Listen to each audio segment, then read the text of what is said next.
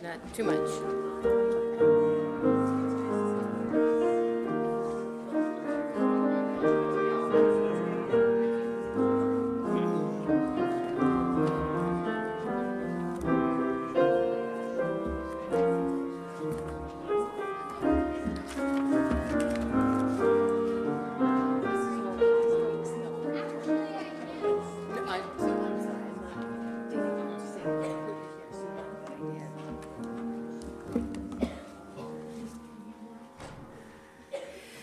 Good morning.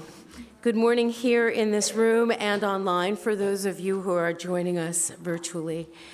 Welcome to the Morristown Unitarian Universalist Fellowship. We covenant to weave together the fabric of community from the strands of our separate lives. We are a dynamic, inclusive, welcoming, justice-seeking community, and whoever you are, wherever you are on life's journey, you are welcome here. My name is Marjorie Wormser. I'm your Sunday associate for this morning. And if you are a visitor or new to us, I would draw your attention to a little card that would be in the back of the seat directly in front of you. It has some information about this fellowship, including the Unitarian Universalist principles. And if you're welcome to take that card with you. And please, if you haven't already, do visit the welcome table that is just inside the front doors when you enter the building. This would be a good time to silence any noise-making devices for this morning. I'm going to do the same. No, mine's not here. Wonder where mine is.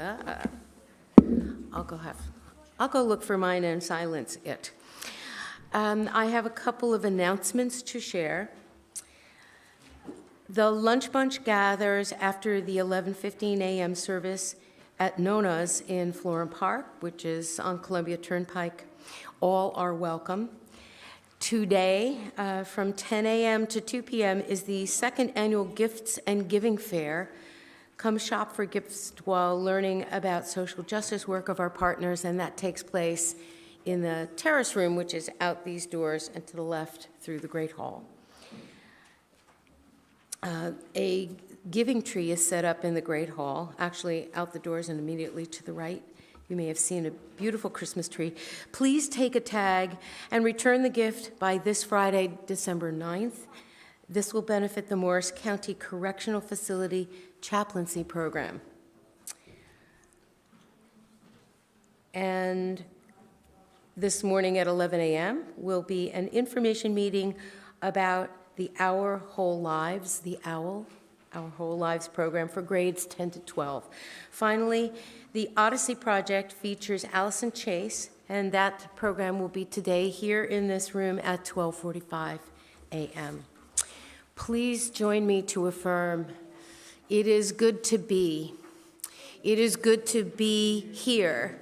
It is good to be here together. Thank you.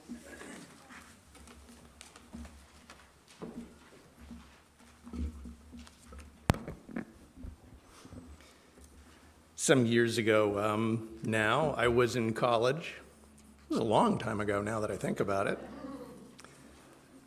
I went to Ohio State University, and in the middle of that university is what they call an oval. It's a big grassy area that's surrounded by the original buildings of the university. And there are sidewalks that go between various parts of the building and streets that go across this grassy area. Now, originally, the sidewalks were in a very specific pattern. And when I started at the university, there were not a lot of people who walked on the official sidewalks. They would walk on the most direct route from the one building they wanted to get to another building. So there were these kind of dirt paths. And there were always more people on the dirt paths than were on the sidewalks. Well, the university didn't like the look of that. So they put chains up along the sides of the walkway so you couldn't go on the grass. People would just go over the chains. They were only about, a foot high. Stepped over them. So then they made the chains higher, about 3.5 feet high. Well, I remember about the week after they first did that, some folks managed to just bend over the pipes that held the chains. So then they put new pipes in. Some classmate, unbeknownst to me who it was, took a bolt cutter and cut all of those chains. The university was getting more and more frustrated and angry. They actually put police officers on the oval, on the big grassy area to make sure everybody stayed in the concrete paths. That didn't help either. What were they going to do, arrest the entire student body? And then one day, the police were still there, but they were smiling, and there were these just light plastic chains. They were kind of festive, and they said, just give us a week or two, okay? And that morning, as the police were standing there, these backhoes came in, and they dug a little space out wherever the paths were, and they put in walkways where people wanted to walk, and they took out the old patterns where nobody wanted to walk. And now there's lots of green grass and walkways that everybody uses. Apparently, there was an engineer who studied human design, I think was the name of his area of study. And he said, well, you could continue to fight that, or you could kind of just go with the flow.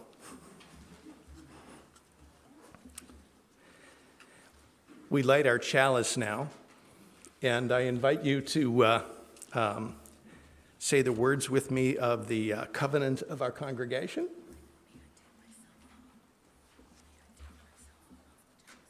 You can, if you would like. Love is the spirit of this fellowship, and service is its law. This is our great covenant, to dwell together in peace, to seek the truth in love, and to help one another. I am going to make some changes this morning. If you're with us online, we weren't able to get the words for the hymns. Wherever those files went, they went somewhere along with those dug up walkways, apparently. So I'm going to move the time for all ages in the RE recessional to after the offertory, because our offertory is being introduced today by our 4th grade class.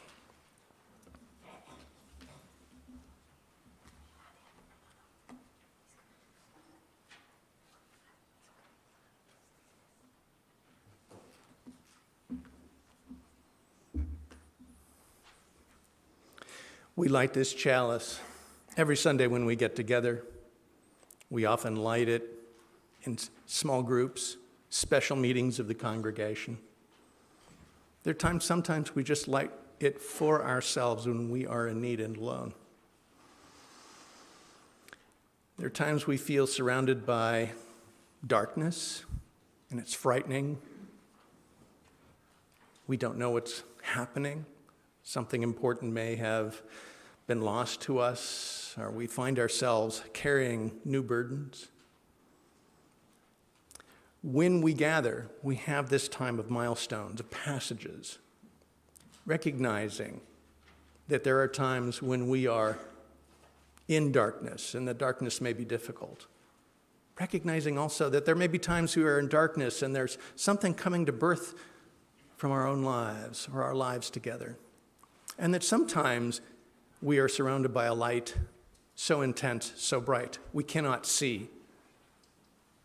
We cannot find our way, and so we need the help of one another.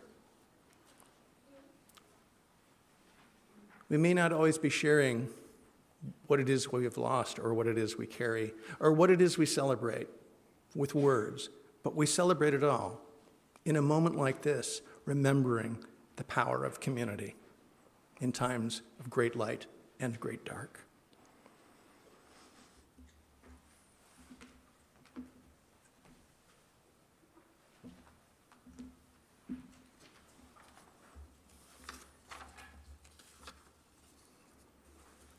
I invite you in the spirit of meditation.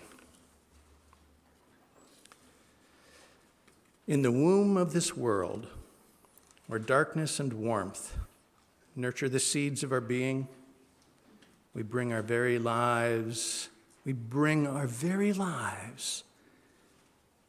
as we grow into our possibilities.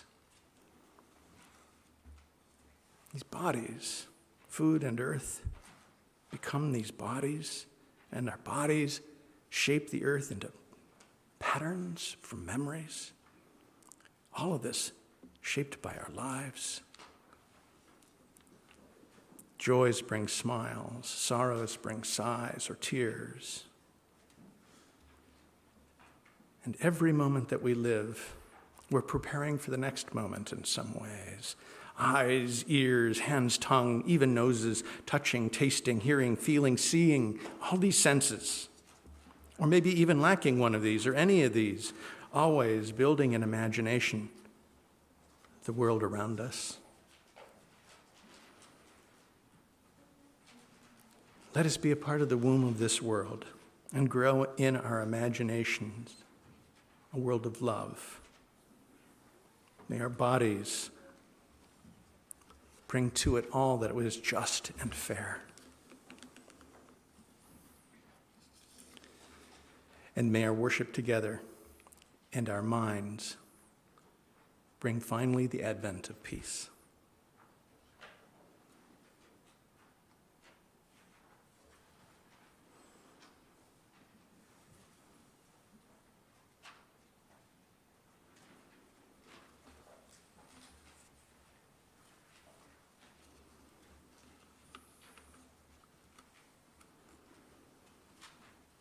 Amen. So be it. Blessed be.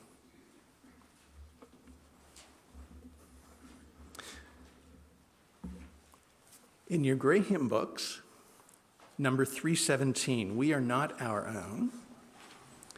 And if you're online, you'll get to enjoy us singing. Sorry, we don't have the words for you this morning.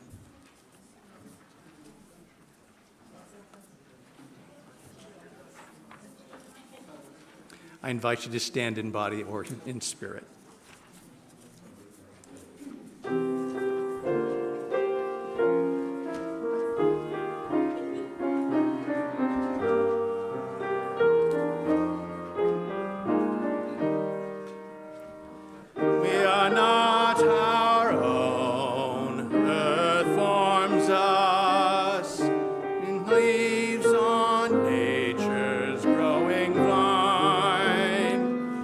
So many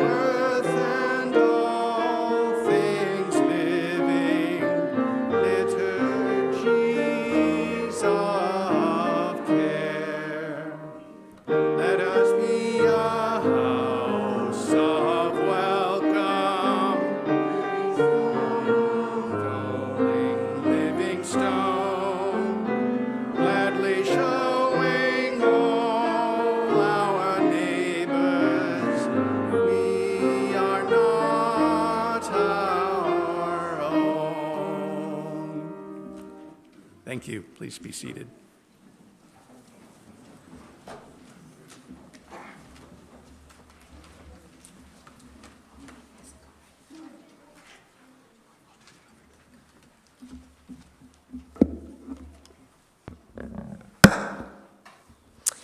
Much as I try to sneak up on this microphone, it never works that way. So this morning's reading is entitled Cross Currents by Noel Sickles. The moon's choreography is less reliable now.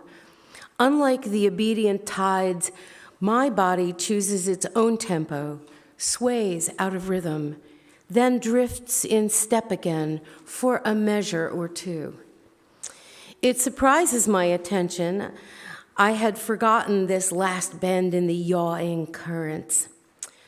Did not expect as much drama as at the beginning, when childhood washed away like an unguarded doll at the water's edge.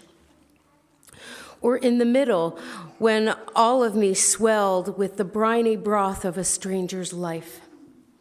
Now again, I search the mirror, hunt for how my face reveals the changing course within. People say I do not look my age, as if I'd won a prize. They say I am too young to parenthesize the moon.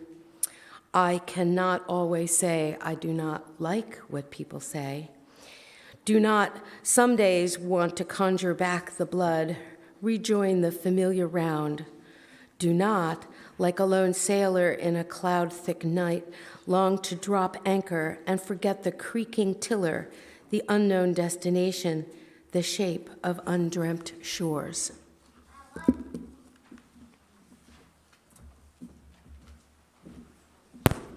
I'd like to invite the children, youth, and anyone who's young at heart to join me up here. I have a time for all ages this morning.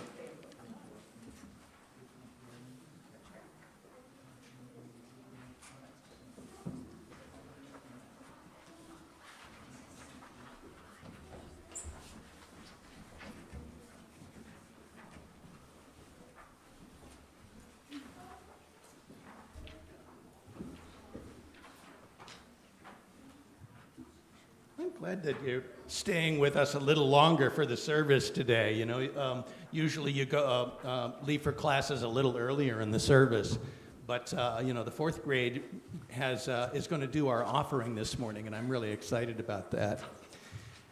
And I'm talking this morning about the moon and the cycles of the moon and how the moon can sometimes it's all light.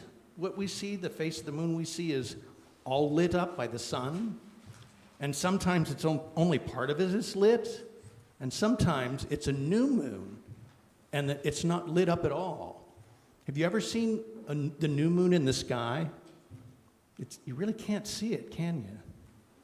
It's pretty amazing. And then the next day, after the moon isn't lit by the sun at all, it begins to get a little more light again. So I'm talking a little bit about light and dark in the sermon that I'm going to do after you leave. And one of the things that I'm going to talk about is how, well, you know, we used a book today. We sang out of a hymn book. And sometimes we now put the words also up on the screen when we want to sing. Years ago, I knew a lot of the Unitarian Universalists who were putting that hymn book together, and they were very frustrated by something because there are all kinds of songs, religious songs, and just songs that people sing that aren't necessarily about a specific religion. But there are no songs. They could not find any songs about darkness being good. Darkness was always something bad, which is really frustrating because that's not always true. Do you want to go to sleep when it's very bright and light out? It's kind of hard to do, right? All of us are born from a mother or a parent, and in a place called the womb, and that's a very dark place, a place where we grow and come to life. Sometimes darkness is a good thing.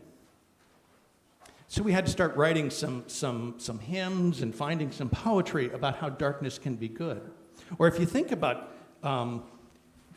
darkness, for example, we talk about some people being white and some people being black, for example, and if darkness is somehow always supposed to be bad, doesn't that sort of then start meaning that the lighter you are, the better person you are? Well, we know that's not right.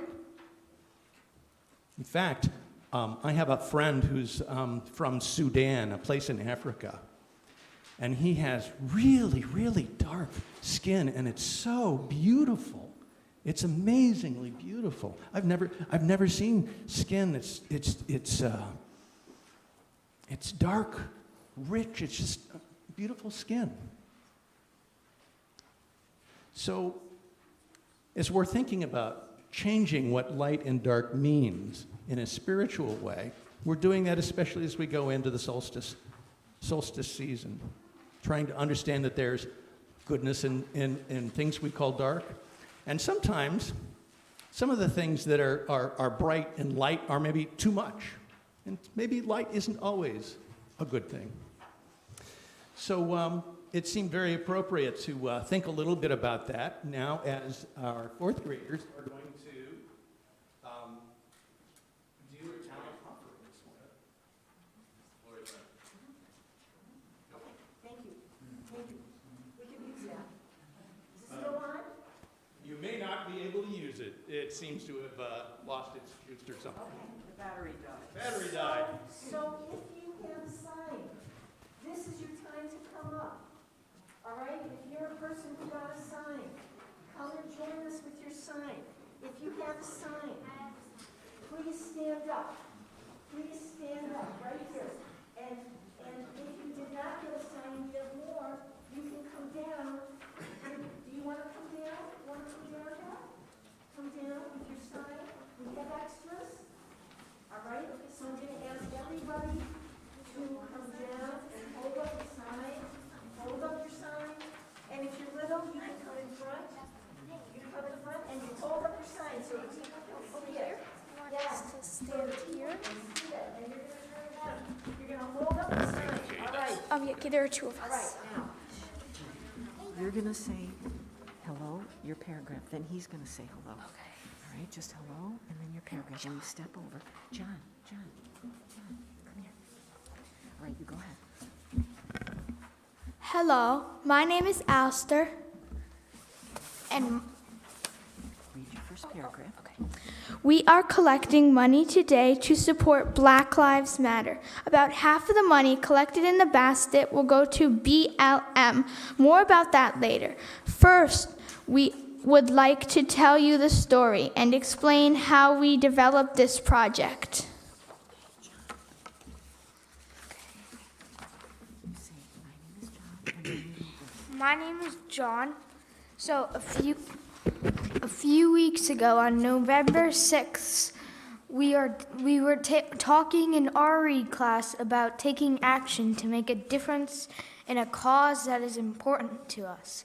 We read about this story about a girl who convinced her parents to sell their mansion that's worth a lot of money and sell it to charity. They ended up writing a book about it exactly like this, what they did and how they did it. A few people can in fact have an impact and change the world. Our next step was we brainstormed about what issues were really important to us. We spent a lot of time about debating about the fact that there's too much homework. I thought homework should be abolished. We were voting about the people's ideas. We split our voting into the issue whether to abolish homework or not. We decided to move on to something we could agree on. So the suggestion that we came up with was Black Lives Matter.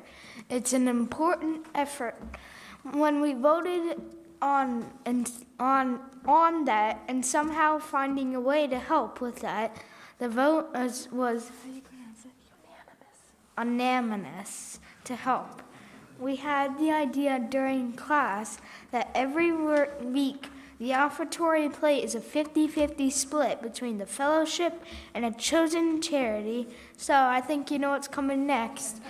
we decided to ask that 1 week a 50-50 donation to be dedicated to Black Lives Matter.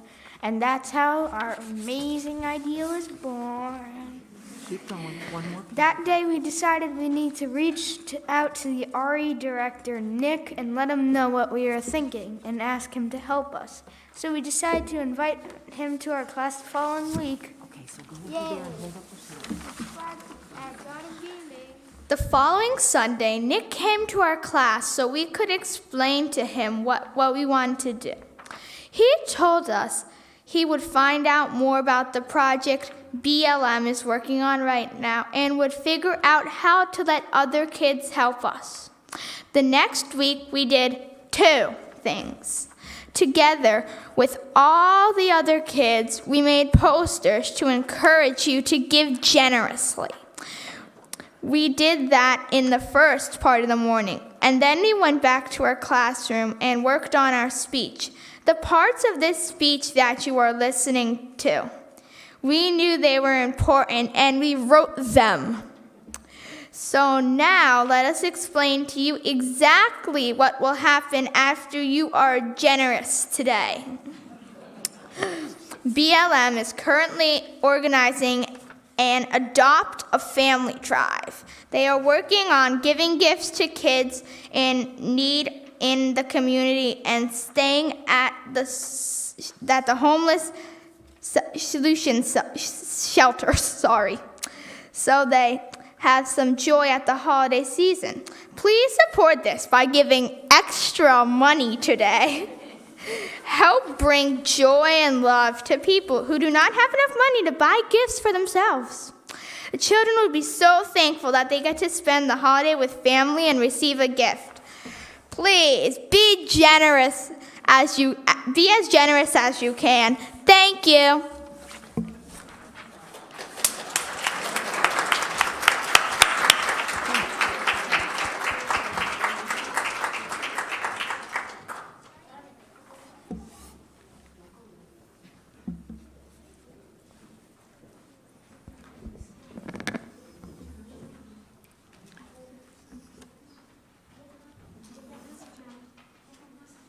And we invite you to go to your classes as our offertory music plays. Thank you.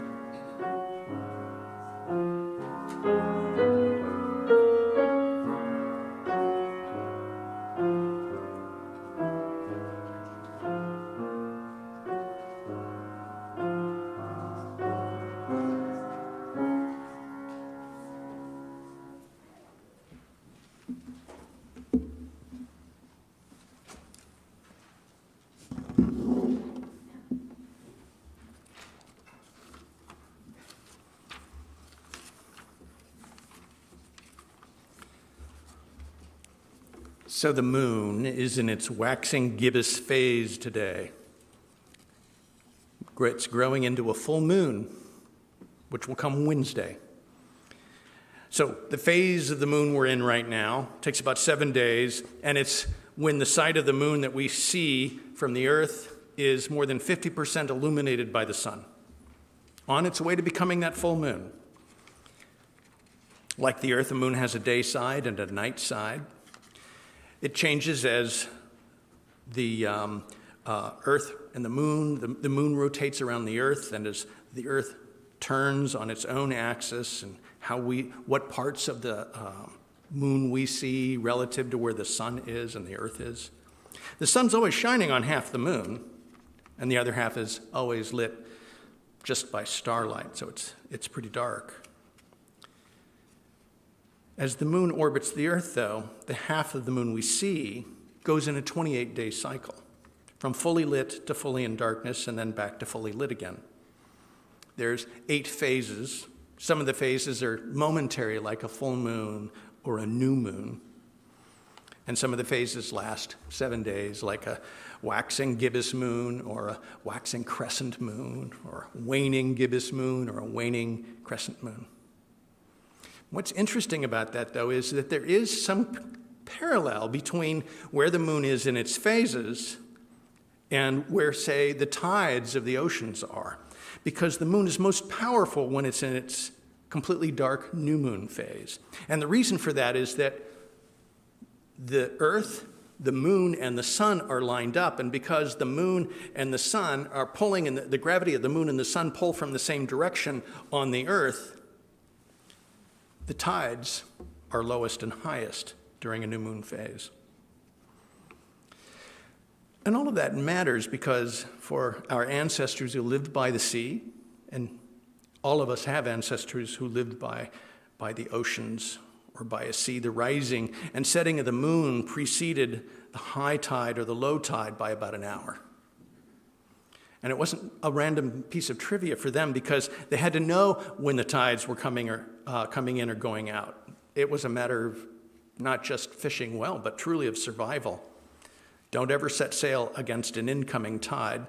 If for some reason you get your boat out against the incoming tide, you're not going to find any fish. Best to embark with the outgoing tide. Gather those fish who are riding the high tide back out to sea. When I was growing up, I would hear parents of friends say, "Oh, it must be a full moon. Man, the hospital was really busy last night," or people were buying the weirdest stuff at the grocery store. Now, plenty of studies have shown that emergency rooms, maternity wards, they're not really busier during a full moon, but I don't think all of the science is in either. Science clearly shows the moon's gravity and the moon's light, or the absence of it, does indirectly alter animal behaviors. In ancient times, the first calendars were calculated by lunar cycles. The first calendars were established as our ancient ancestors watched for that first sliver of a waxing crescent moon. That is, waxing, growing, the first crescent as the moon started to get bigger. That first sighting of a waxing crescent moon marked the beginning of each new month. In fact, the ancient calendars of China or the Jewish tradition still use these phases of the moon to calculate their holy days and years. Interesting that I discovered that the new moon in the Jewish tradition is Rosh Chodesh, a day when women get to take an extra day off. Men don't get to take the extra day off, just women. This year, the solstice and the new moon are 3 days apart. The winter solstice coming on the 21st, and 3 days later, the new moon. And the winter solstice is the darkest time of the year for us. When the days are shortest, the nights are longest. The word itself, solstice, literally means the sun stops. It stops getting darker, it starts getting lighter. And the new moon brings the darkest nights. So the darkest time of our year this year, in terms of our environment, will be Christmas, just about Christmas Eve. I look forward to the solstice and to especially that time of year when the world itself, it seems at its darkest around us. I find spiritual opportunity in these kind of moon tides as I think about them. The beautiful darkness. Darkness for me is not a definitive description of evil. In fact, I have as I explained to the children, I have a moral problem with light always being good and darkness always being bad. And our Unitarian Universalist musicians and theologians have been working in the 35 or so years since the hymn book first came out to write more Unitarian Universalist music, whether it's specifically spiritual or not. More music about the good that's in darkness. Every one of us was born out of an amazing, miraculous, beautiful darkness. I think that the complexion of black folks or people of color is so beautiful. How did we ever get into this crazy notion that there's a goodness based on skin color? Someone had to make that up. That was a bit demented.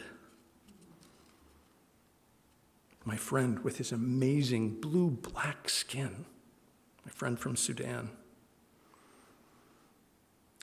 Have you ever noticed the wonderful chocolate color in the skin of a person from Somalia?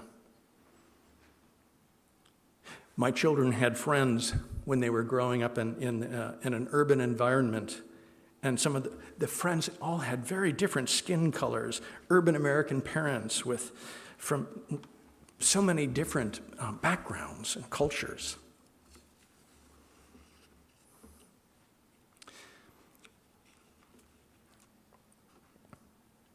I've come to appreciate the poetry of the moon and the solstice. And it gets me to thinking, like our children today, it was most appropriate for them to be up today and showing us how they are practicing their Unitarian Universalism, reflecting back to us what they're learning from us. The youngest children, I think, like these who were with us this morning, seem to me like bright full moons. They pull us back and forth. You see them sometimes running through the halls of the fellowship, running up to us, smiling shyly at us, perhaps from the arms of a parent. We have a youth group, too. We have a lot of youth that are connected to the fellowship in one way or another. I think of them more as a new moon. We're getting the dark side from them.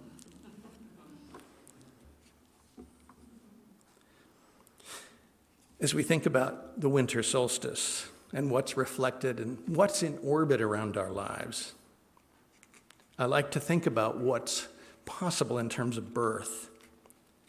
A midwife who witnessed the births of thousands of babies once told me that she found herself standing in her own life. Such is the grounding nature of being part of birth.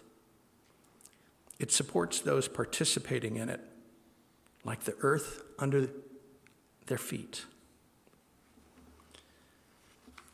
She told me, in my experiences, witnessing birth reveals a profound connection between the dark power of a mother's womb and the light of new life. Having been privileged to support the mother of my own children when they were born, I noticed that childbirth requires submission. It's a strong word for us Unitarian Universalists, perhaps coming from backgrounds where submission was required of us. But childbirth is much easier when it's not resisted. I still can remember the breathing exercises, and I can still remember my ex when I was trying to help her out and saying, breathe, and she said, can you just shut up and go over there?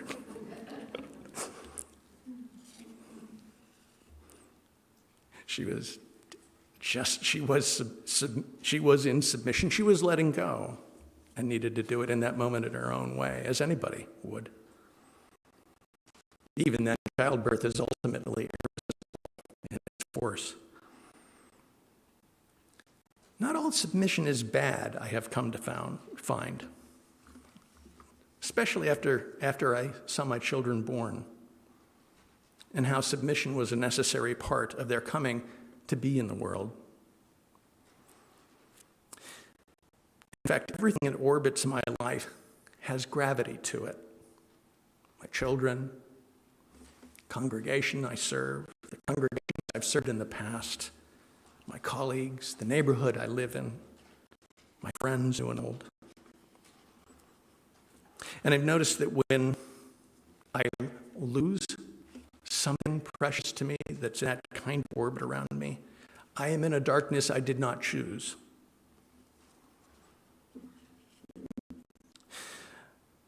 The storyteller Mara Freeman describes unchosen changes, those kinds of changes that I find myself wanting to resist when they first happen. She writes, changes usually come unsought while we are going about our daily business. A divorce, a death, sickness, loss of a job, whatever hook we have hung our identity on, it's snatched away. And we're plunged into a dark womb of the mother of changes, finding ourselves remade. I certainly found the pandemic plunged me into a kind of darkness, disconnected from live services. I love live services. It was hard being only online. Although I can tell you I will never give up being online as well as in person. I can remember the first Sunday of the pandemic when I was only online on Zoom. I was in Baton Rouge, Louisiana, and saw a member there with her husband. Her husband, his Alzheimer's had progressed so much that they had been unable to come to the church for almost a year. And when she was online and she could see her friends on the screen, we were all together, even if remote, and she just wept and smiled with joy at the same time. And I thought, how could we never do that again? We have to always do this. And here we were all together in this transitional time, and I think you probably had very similar experiences. But when we're in an interim time, especially as an interim minister, I see how congregations are also in that kind of darkness. What's going to happen next? Who are we going to call? You're wondering, how will this addition change who we are and how we function as a fellowship together? And it will change you, I promise you, and I expect it in positive ways. Interim times, transitional times, are times of birth, times of rebirth as well. And they're frustrating. And there's a lot of not knowing.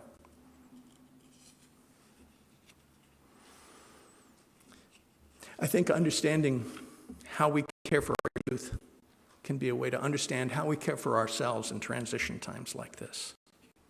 The dark new moon of our youth. They are caught in an inescapable orbit around us. They need us, and we need them. We're reflected back to ourselves by our youth, especially in Unitarian Universalism. You see how even in fourth grade, we have challenged them to go out and change the world. And so they are doing exactly as we've encouraged them to do, and they're asking us to do it with them.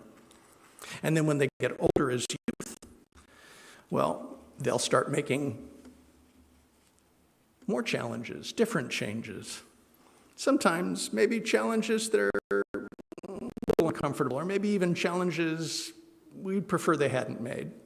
I remember one time we had a youth service in a congregation I was serving, and they pulled the chalice table out, and they sat on it. And I wondered the whole service if the thing was going to break or not. Some folks actually liked them sitting on it. They thought, how appropriate. It's like our altar and it has youth on it.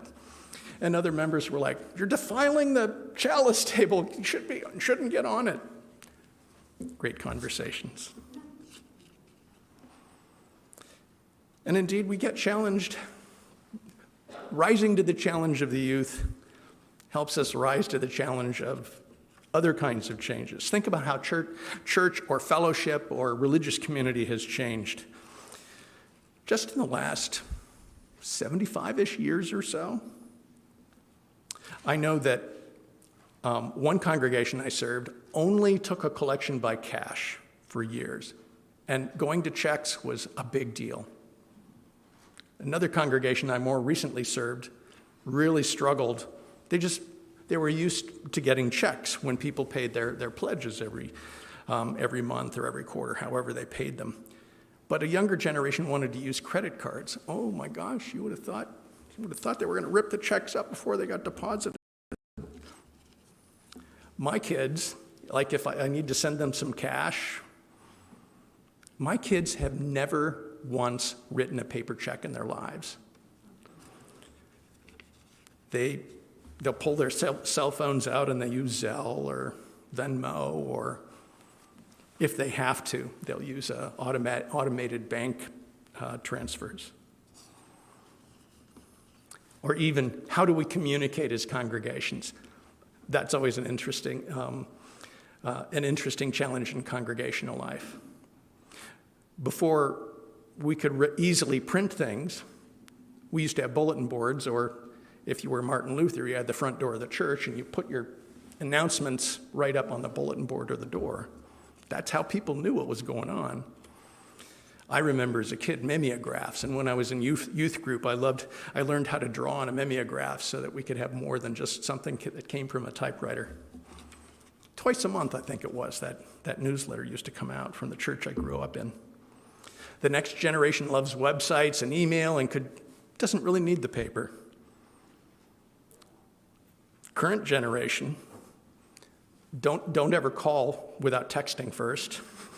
They like texts, and they like short TikTok videos. And for this service, I confess I had to study TikTok videos. I've been thinking about, should I do a TikTok? Should I have a TikTok account, an Instagram account? It makes church life complicated. And there's always a conversation then in congregational life as we try to adapt to and communicating new ways of receiving contributions. It makes things administratively a little more complex. I confess, I wouldn't have any problem if we went back to cash and if my phone were still hardwired to the wall. I really wouldn't mind that. My children roll their eyes when I say that.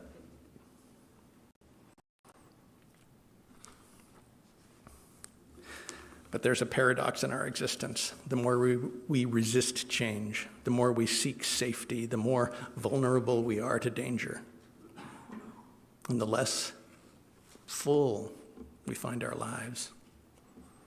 By avoiding change, we have to put ourselves in orbit around our fears instead of allowing our lives to orbit around our dreams. So one of the challenges for Unitarian Universalism in this, when I was growing up, we were amazed at what the power of science and reason had done. We thought, if we just stayed with science and reason, considering we had created things like clean water that would flow into our homes and systems that would take the soil and the refuse from our homes and take it to treatment plants. And our health improved dramatically. Our food became safer. Electricity, we could make daytime and night, nighttime and day. I'm grateful for all of that, the amazing scientific revolution, and yet one of the things we began to think, especially when I was a kid, that there would be a right answer for everything. It was just a matter of finding it all out. But the natural world around us, perhaps it put us into some kinds of darkness. It turned out that the animals are not just mere automatons. They have feelings and consciousness. The universe is maybe a bit of a cosmic trickster. We're really not all that in control of the world. And if you want to get kind of philosophical, really in-deep philosophical about it, physics doesn't predict chemistry, chemistry doesn't predict biology, and biology doesn't predict human culture and thinking. All completely, everything's dependent on physics, yes, I'm not saying it isn't. But there's something that emerges out of a darkness we can't penetrate in the universe around us. We Unitarian Universalists know, whether we're theist or non-theist, or we practice Judaism or Islam or Christianity or are agnostic or just Unitarian Universalist, we know we can't predict the future. And even a mythologist would say, even the gods can't always predict the future. You ever tried to explain to somebody who's asked you about Unitarian Universalism, well, can't you just say how everything works as Unitarian Universalist sees it? And we say, well, it's ambiguous, right? And it appears that our openness to what is possible can appear to others as if we don't care. But that's not true. We care so much. We're not ready to finish our own lives or finish the lives of our children before we've even started to live the next moment. And the next.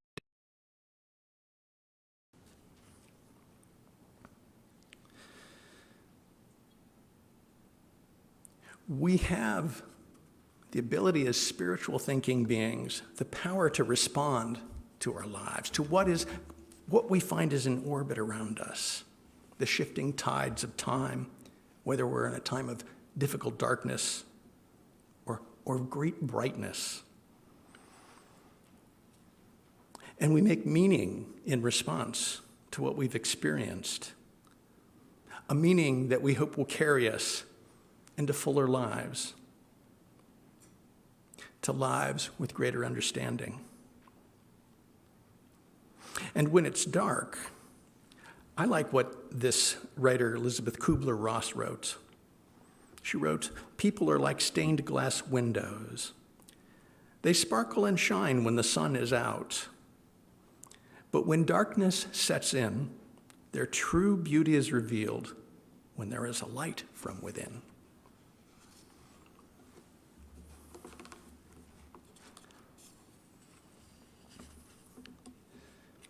Carl Scoville was for many years the minister of King's Chapel in Boston. He told a story about a lifelong Unitarian Universalist visiting a monastery for the first time. This UU watched as the monks knelt and rose, bowed, knelt again. Their bodies would bend forward from the waist, their torsos almost horizontal. And the Unitarian Universalist writes, "I could not move. I was brought up where no one kneels and no one bows, not even figuratively. And before something or to something, and I wanted to kneel, but I could not. It would be frightening to me because there's a darkness in the kneeling and a darkness in us, and we cannot reason about it. You teach fear of the form without meaning, and I'm glad for that. But having avoided the forms, I've avoided the darkness, and it's from the darkness that real questions arise. But surrender is not giving up. And I think that's what I learned from the moment my children were born, and I was with their mother.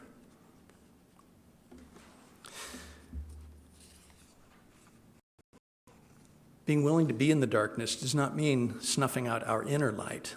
What puts out this light that we carry, whether it's the light of a congregation's life or our own individual lives, it's giving up,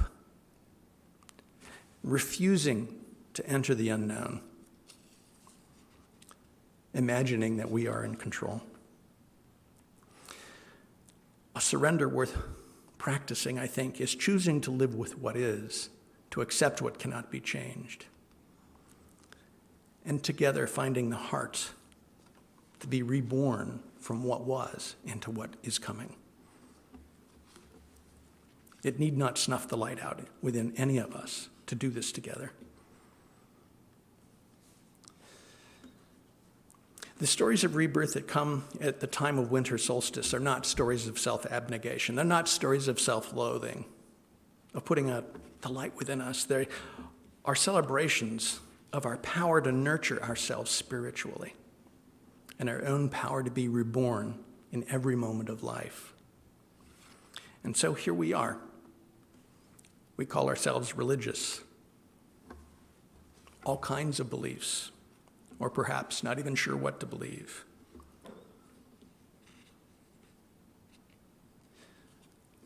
Enlightened by each other's presence, warmed in the darkness that surrounds us sometimes. What comes remains unknown and can be frustrating. Change comes and can be frustrating. But within that, something can be planted. In the same way that a seed we plant in the darkness of soil is nurtured, watered, and then begins to grow and bursts forth into the light and is fed from that light and from the dark soil beneath. And every seed grows with a unique beauty and shape. And then finally we step back and we see how it has grown and what has birthed it. This is dark wisdom, the wisdom of dark times. And it is for me the essential guide of every interim ministry. We need each other. We need the gravity and weight of each other's lives. We need each other to reflect the divine light that lives within each of us, sometimes to relight that fire when we seem to have lost it or cannot find it. We need this circle of blessed diversity, real diversity that surrounds us. And together, we are pregnant with the next phase in the life of this fellowship, in our own vulnerability to each other, with the orbit of our children and our youth around us, taking shelter with us, in us, as we are too. The darkness of the unknown future will change everything, and something wonderful will be born.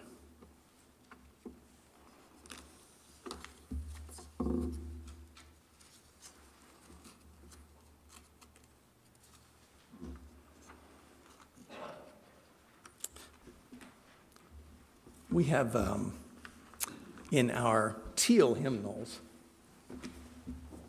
Singing the Journey. I invite you to sing with me number 1054, Let This Be a House of Peace. And if you're online, apologize that we don't have the text for you, but please join us in spirit and body as we rise in spirit and body and sing together.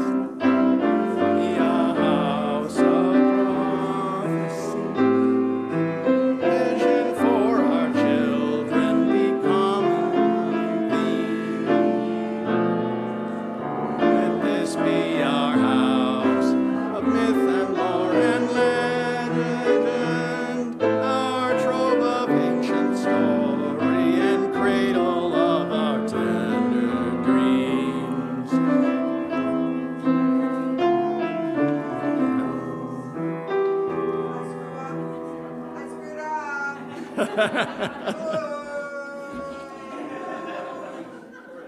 do you want to start? Let this be our house of myth and lore.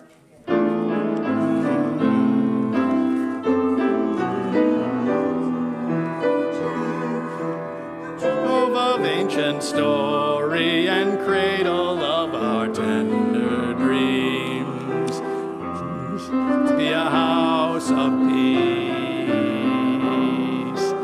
Let this be a house of peace. A house of peace.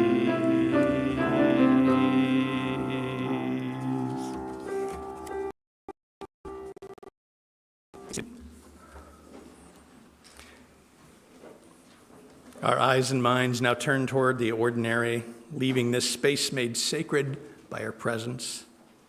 Take with you now at least some seed or some light of understanding, of hope and courage, and drop it into the confusion and darkness of the world. Nourish the seeds of love that they might grow as a tree of life, giving shelter to the weary and hope to the despairing. Be yourself, each of us, a branch of the tree of life. Go in peace, be in peace. See you next week.